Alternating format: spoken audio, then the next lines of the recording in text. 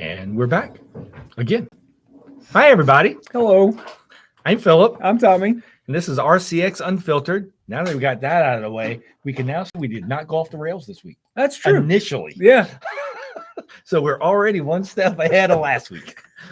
We're doing our best. Tess is doing her 12-step program. Everything's fine. It's all good. Leashes are under control. I hate this. Bye. Gregory. Bye, Gregory. So all good. All good. Mm-hmm. Hey, Megan. Hi, Megan. So it's all fine. All fine. Everything's fine. Things fine. And I'm sure people will see it later. We've already invited Tess to be behind the table, and she refused. I said no. I think it's funnier that I'm back here. Yeah. That way she can just argue with me more. Yeah. Philip doesn't let me do anything. Oh my god. He's so mean.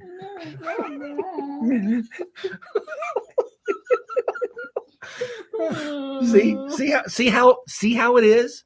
Not that bad of a guy. It's just everyone wants to manipulate everyone. That one actually hurt a lot. That was actually painful. But let's move on. Hi, Rachel. Ouch.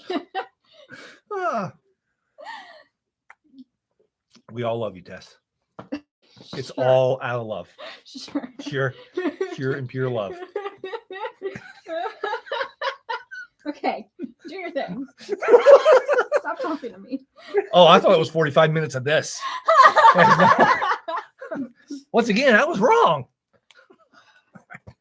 Well, you just go into some books. Sure. And give Tess like a few minute reprieve. Yeah, that's And then probably we'll a good just idea. jump back in. And, Yeah. All right. We will start off with Superman number 7 or 850. Yep. This week, you get to decide. We don't care, but it's one or the other. I prefer the legacy numbering.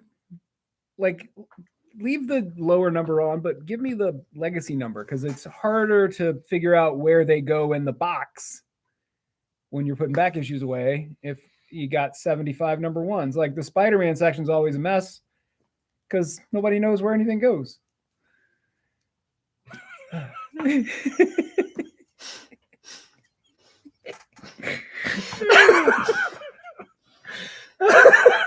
Okay. Anyway, we're this is continuing the story of the Unchained or the Chained. The Chained, I think it's right? the Chained. It's Yeah, the Chained. he's unchained now, but he's It's the story The of Chained. Perry White. Have you heard about the story of Perry White? Yep. Perry White is trying to be Luke Cage. Just so you know, if you're wondering why he's called the Chained, He's look at all those change. yep. I mean, I guess technically from the back it could be Doc Ock. Yeah, it's when I flipped that page first time, I was like, this is wait, those are chains. Okay. It's I Doc was like, Ock. this is the weirdest crossover I've seen. Yeah, well, that'd be kind of cool though. Yeah. Doesn't end here, right? No. Oh no, it No, gets no, no. worse. Yeah. I mean, it gets worse in what they're set. They do a lot of setup at the end of this. Yeah. This is a very actiony packed. Oh yeah, Lex has a daughter. Spoiler. Oh no, that's not spoiler. That's a different girl. That's fair. That's fair. But that's a setup for this guy. Yep. I'm There's not gonna tell you who that guy There's is. lots of stuff going on in this issue, lots of setup.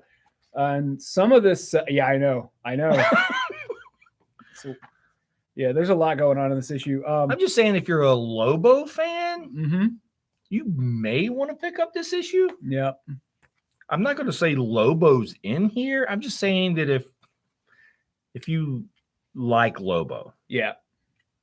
because there's some things in here that I need people to explain to me.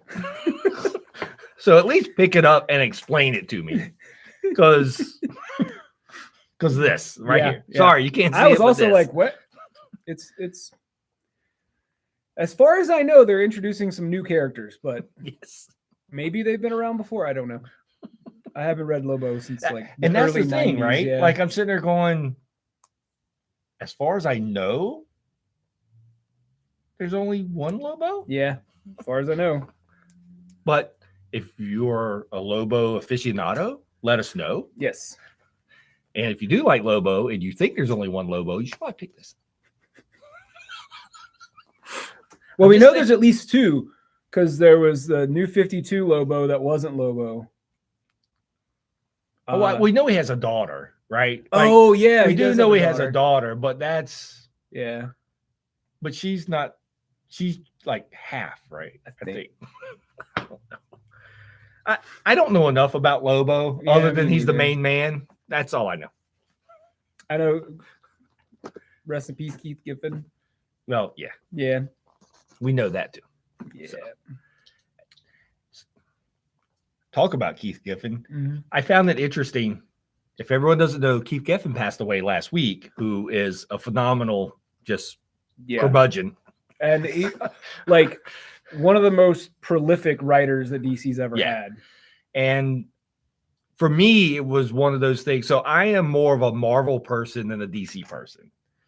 And even I found it strange that when all the comic like headlines and stuff talked about as the co-creator of Rocket Raccoon, Mhm. which granted, he is the co-creator of Rocket Raccoon, but he hasn't touched that character as Like- far as I know in like 30 years. yeah, since it was created. Yeah. So basically, like that's not really, that to me is like way down his list Yeah. of accomplishments. So I found that kind of odd. And I was telling Gregory earlier today, like he recently read my 52 omnibus, Right. and I was telling Oh, I him know. that We've had to hear about it a lot. Keith. My poor Tess. I can't imagine. Like, I don't think he shut up about it since he read it. Well, it's a great book, and Keith Giffen did breakdowns for every page in that book. He did basically like how do you storyboard a movie. He did that for the entirety of 52, Wow.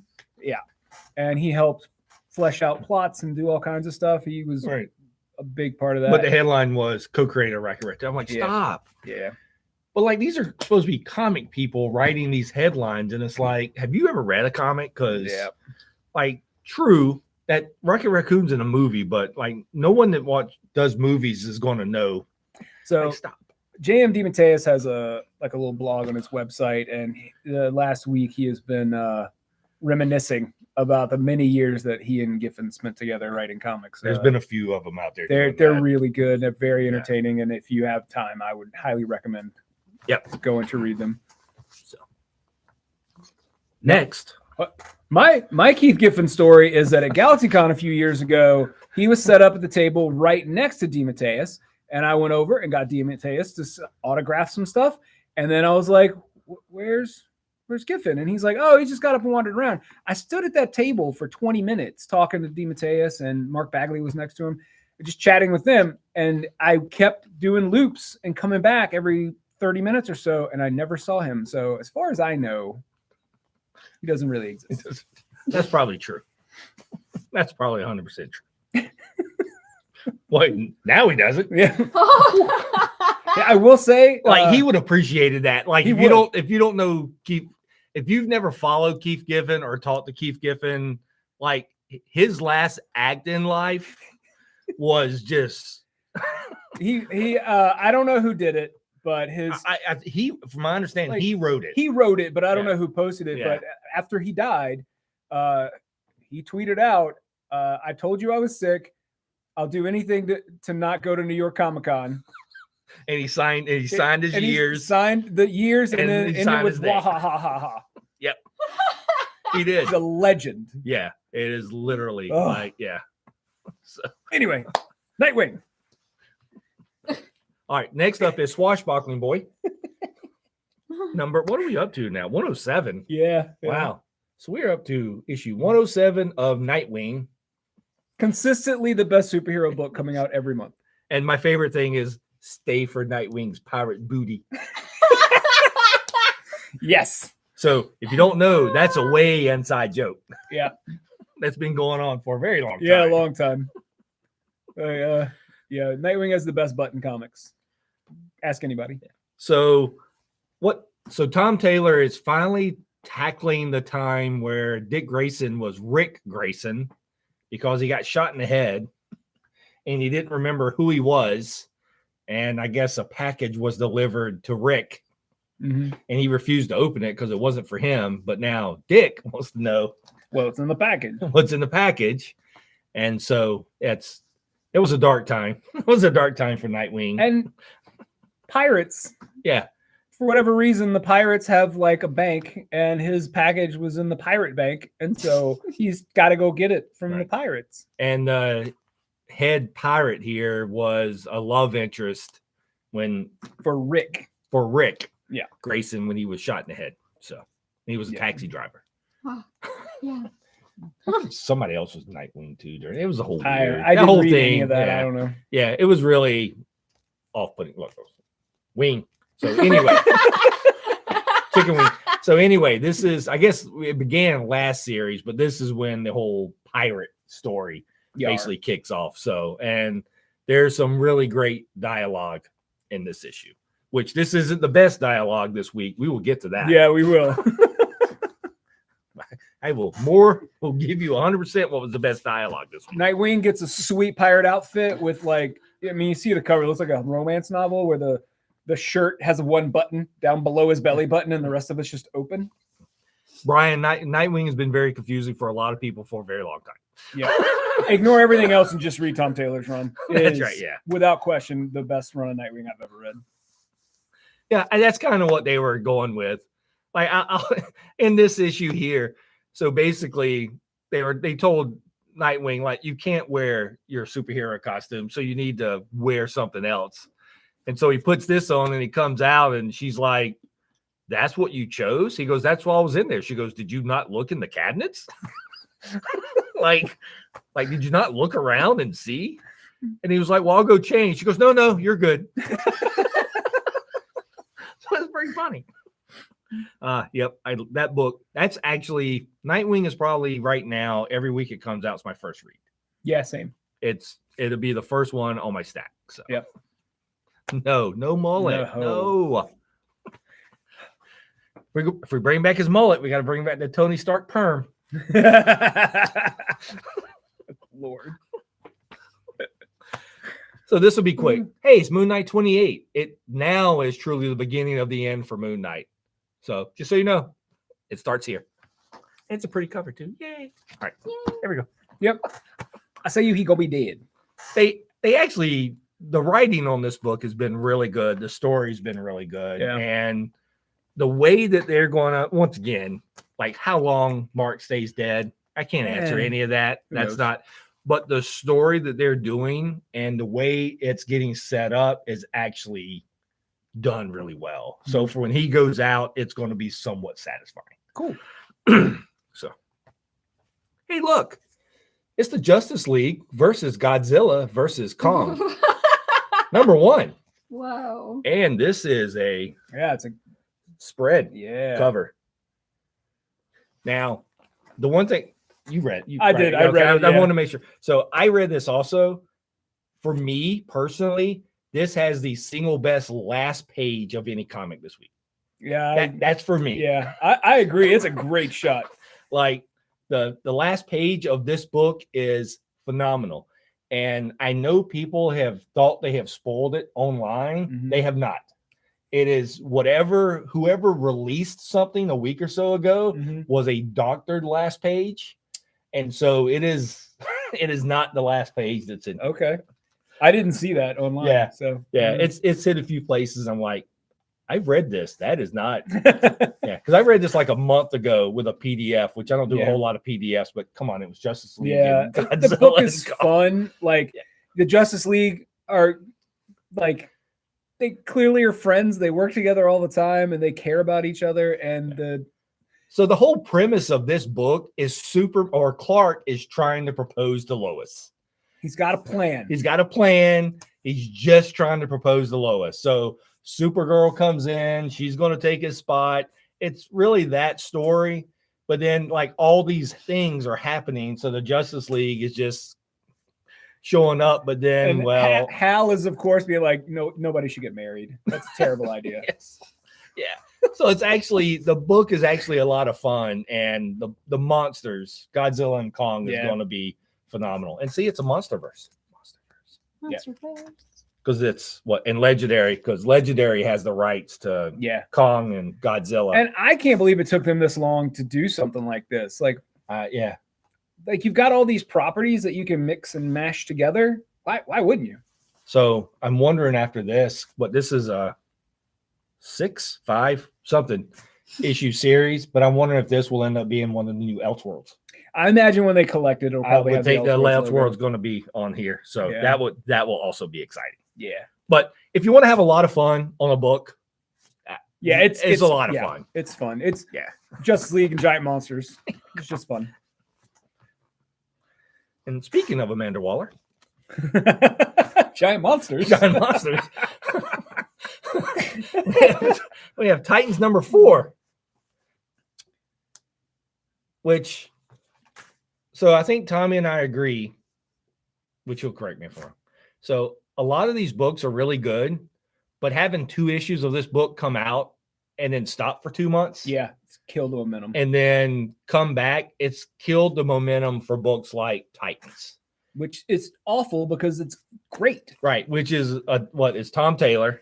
So you have Tom Taylor and Nicola Scott doing the writing, the art, and so it's actually great. It's a great storyline. It's setting up where the Titans really exist. Where do they exist now in a world without a Justice League? Yeah. So, and what are they supposed to be doing? Are they only supposed to be tackling the world-ending events, or do they tackle, like the rainforest? Yeah. So, like, because Beast Boy Mm-hmm. has an issue. And then, of course, Amanda Waller's in here along with, Peacemaker. Peacemaker. Peacemaker's basically her like attack dog. Right. And, they hate, it's Amanda Waller, so she hates things going smoothly. Right? I mean, that's really what it is. So, but these have been really good. And also, we're trying to figure out who killed Wally West. Yeah. Wally's also trying to figure out who killed Wally West. Wally is also trying to figure out who killed Wally West. Yeah. There's like a cult subplot with the Brother Blood stuff, and then I mean, like this thing here. Yeah, there's some horror elements in this book. There is. This is a good month for it to come out. Yeah. But one of the things that I'm loving, because I was a big fan of Teen Titans back in the late 80s, I read New Teen Titans, and the relationships between the characters, Right. specifically Beast Boy and Raven in here. Right. Like, I remember reading them as teenagers, being teenagers, and now they're adults, and they have like a mature adult relationship, and they talk about real things, which, unusual for a superhero comic sometimes, but they're family, Right. and the dynamics between them, I think, are what makes the book work so well. So we have 2 Wallies. We have a dead Wally and an alive Wally. Yeah. So the dead Wally is from the future that got thrown to the past. Not very far in the future. Not very far in the future. Like in this issue here, technically we're 24 hours away from Wally getting killed. Yep. So they're trying to solve his murder before current Wally dies. Yep.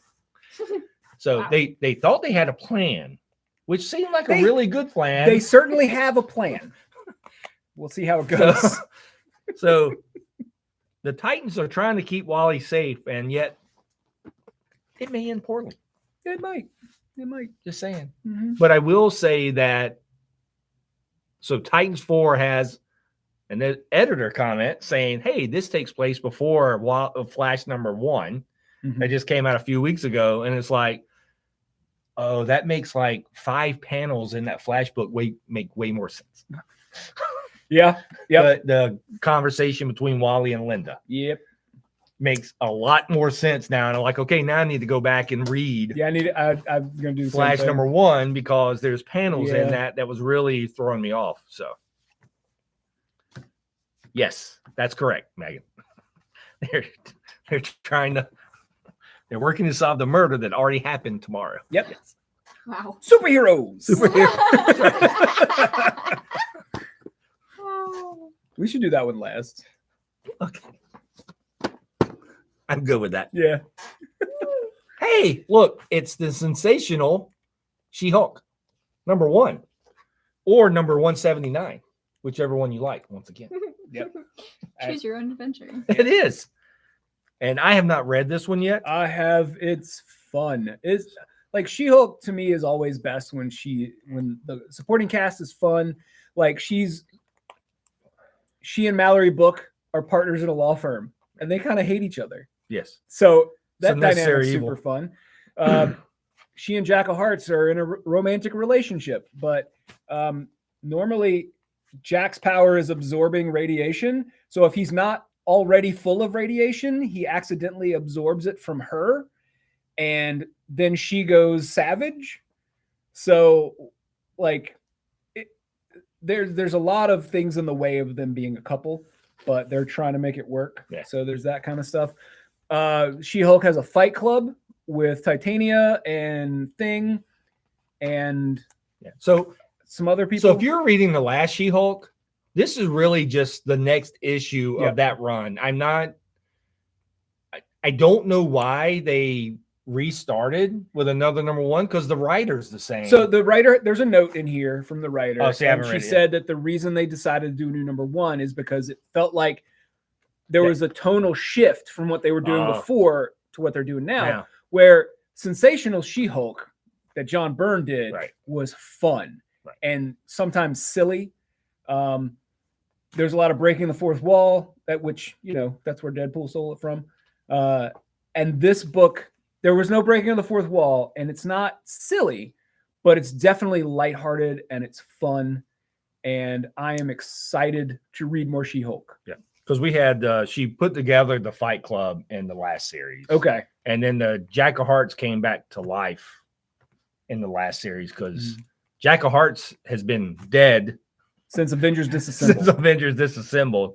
But that was a whole capture thing. They did it. The last series was, I loved the last series, mainly because every issue, nothing happened. It was phenomenal. Like, it's amazing that nothing could happen, and it was the most entertaining read I had all week. So I'm looking forward to this one too. This is much of the same. Yeah. Like, she has a new case, some deviants, like from the Inhumans deviants thing. A couple deviants have come in, and they have a problem. They're getting evicted, and they need legal help. And so, like, she's got a case, and then she's got a fight club, and it's just, the book is fun. And I can't remember her name. She was she dated the Molecule Man. And I guess has superpowers. She's part of the Fight Club too. I can't remember. Titania? No, not Titania. Oh, the other one. Volcana. Volcana. Volcana is in here too. Yep. Because Titania and Volcana first appearance was Secret Wars. Right. Yeah. I actually knew that. It's a secret. So anyway, if you want to have a lot of fun with the book, She-Hulk is to me what I guess Harley Quinn now is with DC. Yeah, there's fun. It's fun. It's fun. It's fun to read. And you feel like good after you read it. Like, oh, that was a lighthearted romp. Yeah. Gee golly willikers.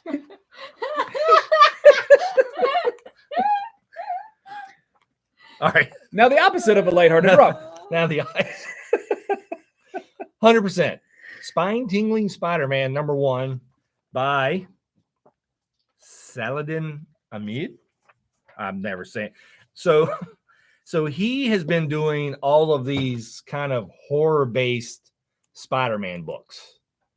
And this one is, most of them have been like one-shots or thicker one-shots. And I think this is like a 4 or 5 issue here. And he actually does not disappoint. Like, his writing is really, really good. I enjoy it, but it is horror-based. It's Halloween season Spider-Man. Yeah. There's a new villain, I guess, in this that is so creepy. Yeah. It says the scariest Marvel book ever, and it might be. Yeah.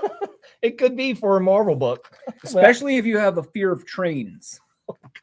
It's going to be double scary. Yes. That's true. But I am kind of sick of horror comics, so I had no intentions of reading this until he came in and kind of hit me with the plot, and I was like, crap. All right, fine. Yeah. And it was very good. So the plot of, Brian, these are just mini series that they do, that this writer does. He does a couple of these a year with like the horror Spider-Man stuff. most of them are one shots. This is actually a mini series, We so had it's a- not an ongoing. Yeah, we had a Spine Tingling Spider-Man number 0, which was like a big square Yep. bound book, came out a few weeks ago. Yep, and it's just a part of this.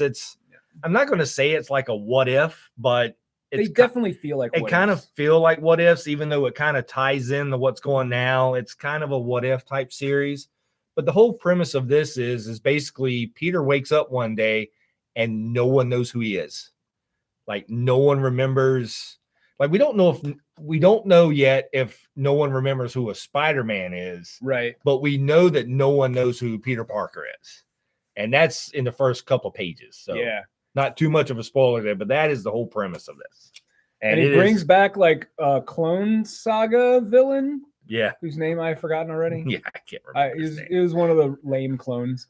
Yeah. That has like a giant mouth. Oh yeah, the Spider Side. Spider Side. Woo. Yeah, he starts off at the beginning. But that 2-page spread at the beginning is beautiful. Yeah. It's like a running fight I'll kind show of you. thing. And it's That I'll show you. really, really pretty. These are promotional purposes only. I am showing you this page. it's really cool. I like, and then the art, like when it needs to, gets super creepy. Yeah. But yeah, I guess it's coming out of that 0, but the 0 was yeah, just, I it was didn't just use the like 0. a one. It was like a thicker one shot, like a what? I don't think it was quite. It might have been 80 pages. Yeah, I think it was. It was a pretty. It was pretty square thick- bound. So yeah, it was square It bound. was a So thick boy. yeah. So, but he's been the writer's been doing these for a while, and they're all really good. He definitely, even though they have that horror element to it, he's definitely understands Spider-Man. Yeah. So, which is interesting in the fact of how he can understand Spider-Man and then put it in this kind of framework. So, Clone Wars, what if? Yes. All of those. As long as it's not Clown Wars. Yeah. I'm assuming that the guy in here is a new villain. Like I've never seen him. Seen him before either. So yeah, like he's super creepy. He's super Never creepy, seen him before. yeah. And there were some what were they, warthog people? so this is Yeah, it What was, dog people? yeah. so I'll be honest, I think this is the same guy who wrote it was that Spider-Man book last year that I fussed at the editor of Marvel about. He did a story where it did the spirit. It went into the spirit realm. Okay. And now there's a new spider person that was in these books, but Right. she can do the web and it's Mhm. more of the Native American stuff. Right, yeah, yeah. And he wrote that book too, because Okay. that was kind of a horror type book as Peter went into that. So that's kind of how it's on the outskirts of really gotcha. not a what if. Well, I but- guess it with the whole Yeah. Spider Verse. Yeah. Most of it is. But that character was in one of the new Spider-Verse books Mm, that came out. I remember, yeah. And then because they marketed that book completely wrong. Like it was Yeah. what they said that book was, and then what it was like, did y'all read your own book? Because I'm not sure you did. We had a lot to say to Cebulski when we talked to him. What is the new villain's name? The conductor. Okay.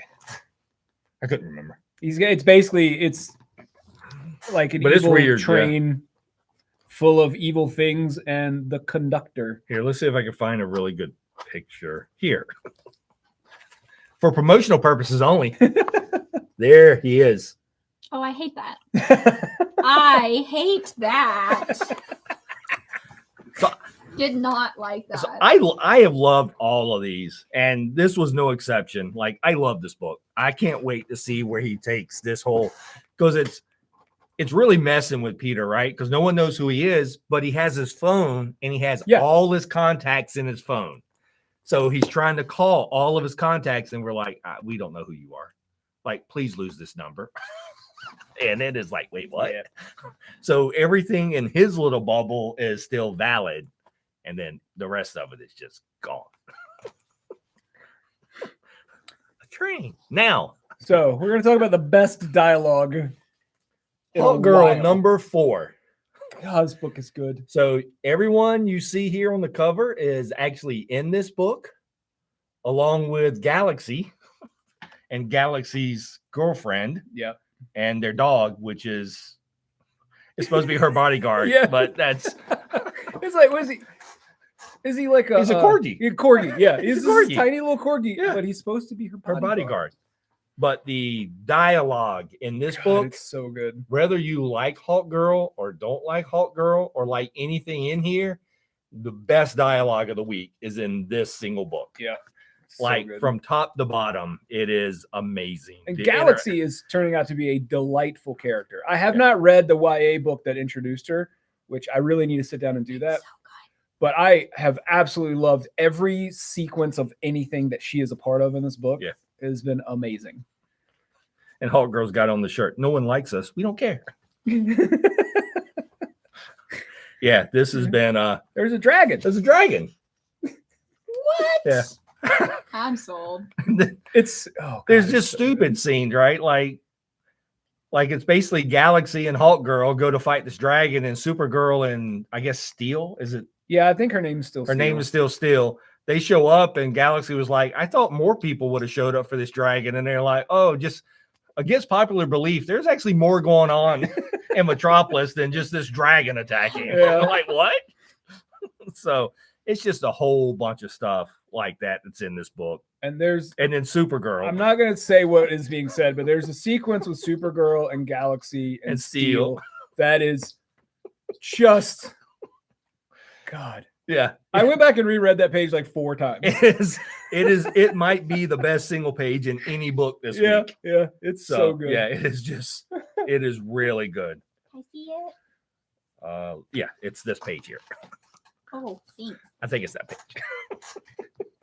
And But it's- yeah, all through that book, just the dialogue, and because a lot of this whole series has really been about getting Hawk Girl out of her comfort zone, because she's just been in the Justice League for so long, and now there's no Justice League. yeah, So like everyone's worried about her, because like, well, what are you going to do? Because she's not your standard Hawk Girl that goes with the old Hawkman and Hawk Yeah. Girl. It's Kendra. And so there's like I will say there's like the dialogue. There's one dialogue in there, and Hawk Girl's like, well, fire can hurt me. And they're like, but you're Thanagarian. She goes, no, I'm not. I'm Cuban. It's like, Yeah. yep, you don't. and I'll be honest, most of my Hawk Girl knowledge comes from Justice League Unlimited cartoon, Yeah, which And- is not this Hawk Girl. which is not this Hawk Girl. Yeah, yeah. So I had no idea what I was in for when I read the first issue. Pretty much all the Dawn of DC books have been a hit for me. So I was like, I'll try out a Hawk Girl, and it ends up being one of my favorite DC books they're putting out right Yeah. now. So just so you know, here's the stupid knowledge of the day. Okay. So this Hawk Girl, which came out 15, 20 years ago, Mhm. showed up first in a showcase book. Okay. And the reason it got notoriety, she was nude. Oh. It was a showcase book that went on a normal rack. Oh. There's a scene where she was changing and nothing was. If I had pearls, I would clutch them. Yeah, I'm just telling you. So that's like initially, like her first appearance was like thrown off the roof, and everyone is like, "Oh my god!" And it was like, "Oh yeah, look, she had to change clothes. Move on." So, but the Hawk Girl series with Galaxy has been a lot of fun. Yeah. I've enjoyed it. I like Galaxy, so that's been a lot of fun. Yeah. I'm going to try and sit down this week and read the YA book. Yeah, the YA book is technically her first appearance, but she's grown up here. Yeah. She's a kid. She's a kid-ish. They're teenagers. Yeah, they're teenagers, right? Yeah, well, kid, yeah. Kid. It's the same thing. yeah. They're under 19. They need to get off my lawn. That's all I know. It's really good though. It's Yeah. one of my favorites. So anyway, so that was all the books that we actually brought to Yeah. talk about this week. On FOC this week was Transformers #2, which we both read. Yep. You read, right? Oh yeah. man, it's so good. I'm telling you, people, what they're doing with this new Transformers G.I. Joe Energon universe over at Skybound is going to be amazing. And I will say, I ordered literally 10 times what I normally ordered on a Transformers book, and we sold out. Yeah. completely. They're all gone. Yeah. I've got second prints coming, and I don't think I ordered enough because it wasn't quite out when I ordered the second prints. Yeah. So hopefully they do a third print because I think we're going to need more. And actually, it's already been released to the world. But in case you haven't heard, the second issue of Transformers introduces Duke. Yeah. From G.I. Joe. And I saw some promotional images of the G.I. Joe team and the Cobra team, and I don't understand what's happening, but I'm so excited. Yeah, it is. Whatever they're doing, whatever their long-term plan is, it is pretty phenomenal because Void Rivals has been great. Void Rivals, and I think we talked about this the week. Like Void Rivals should have been a book that you should just been able to overlook. Mm-hmm.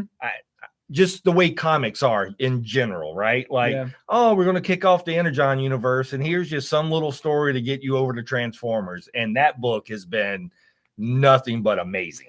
And every few issues, it shifts gears and turns into a different story. Like it started off as Enemy Mine, the comic book. Right. Like two people who are at war with each other get stranded on a planet, and they have to work together to escape. And then, it keeps changing and evolving into something new, and they keep introducing more and more of the really the weird esoteric yes, like Transformers lore, like the pirate guy who I barely remember from the animated series. Yes. And then like the Quintessons, they've introduced us a Quintesson in there. Yep.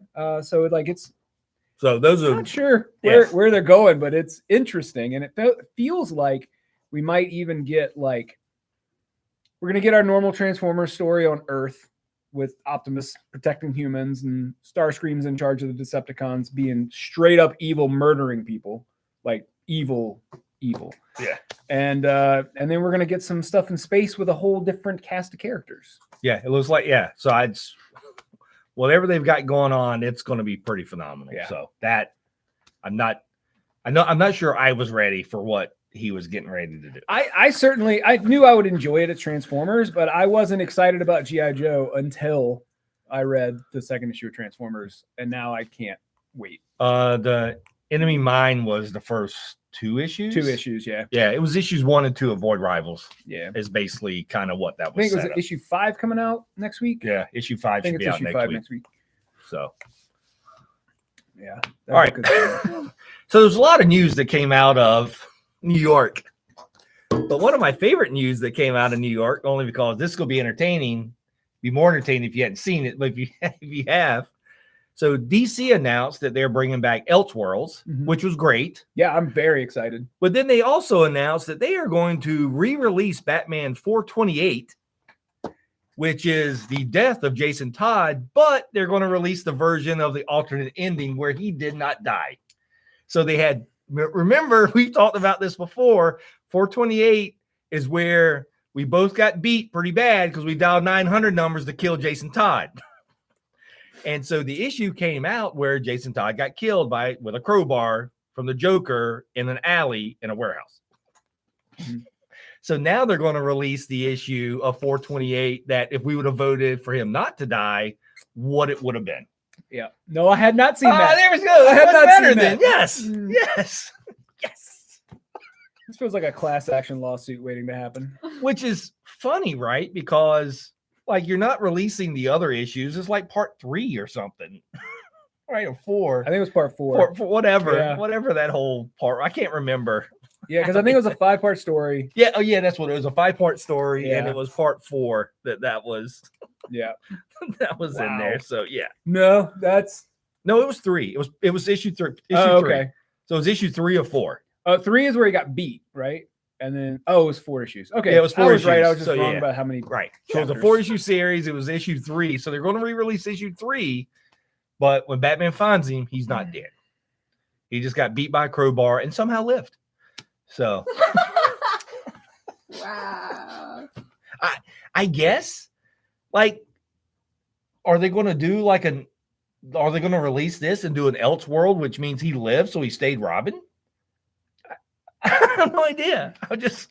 With the announcement of the Elseworlds. But anyway, I wanted to bring that up. But I thought that was interesting that they're finally going to release that issue. Wow. I'm just saying. It made me laugh. Mhm. I'm like, huh. Yeah. But then, like, who's going to buy that?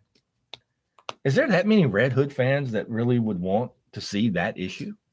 I don't know. That's a weird. That's a weird It's issue. really weird. It's a weird issue to, number one, reprint, but then to do the version that was never released. The only thing I can figure is that they are planning. Somebody's got big plans for Jason after Gotham War. Maybe. I don't know. That's all I can figure. Oh, I forgot. See, I've read the last issue. Oh, you read all of it? Yeah. Oh, I haven't. Oh, Yeah. There's Oh. plans for Jason. All right. okay. All right. Oh my god. This time I didn't have to dial a 900 number.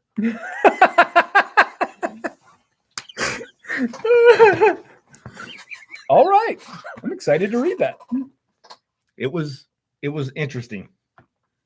Well, I'll be The honest. Gotham War has been interesting to Gotham begin War, with. I think, has been great. Yeah. And they made like the second part of the Jason mini Right. comes out next week.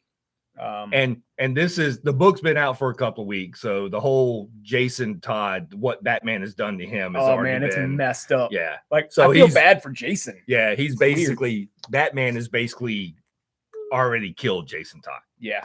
Like It's- he's there, but yeah. he's not there. Oh man. Yeah, it's Batman's off the rails. I need to quit reading stuff ahead of time on that stupid DC thing. I keep forgetting what I read ahead of time now. Well, I'll pick up my laptop and I'll look at the PDF thing. I'm like, oh, there's the final part. I'll go read it. And that was like a week ago. Oh. I really need to email him about getting access. so You I can should. do Yeah. that. I keep forgetting. Like I've been reading a few things out there like that. If this results in him growing up and getting beaten with a crowbar by Killer Croc or something, then I'm clocking out. So actually, if he would have lived, in all honesty, if he would have lived, he probably would have been a part of the Suicide Squad eventually. Yeah. Because he still would have been messed up after the beating. Yeah. Besides dying and coming back to life, like how do you come back from almost getting beat to death with a crowbar by the Joker Yeah. in his study? I don't know. So the Robin Who Lived, next on Fox. No one remembers those shows either. It's fine. Next one. I remember. That's what matters. when Wildcats attack. Next on Fox.